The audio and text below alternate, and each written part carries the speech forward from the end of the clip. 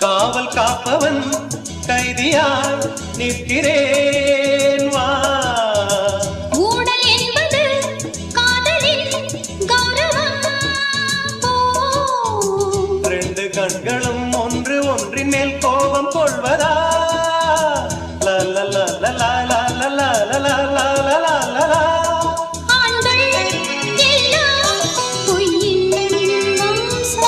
கோபம் கூட அன்பின் அம்சம்.